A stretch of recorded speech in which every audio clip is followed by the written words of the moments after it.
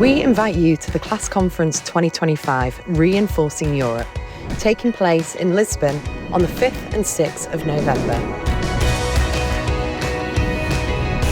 As Europe's largest strategic gathering, it brings together over 700 investors, institutions and policymakers to tackle one of Europe's most urgent challenges, the student housing shortage.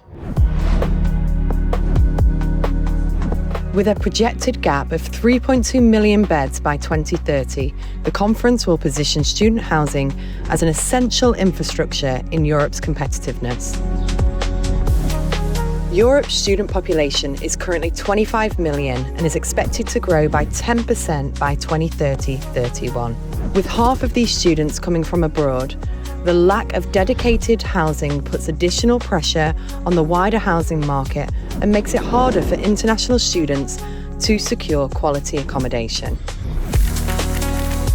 Many European markets remain in early stages of development, and at the current pace, only about 11% of housing demand will be met.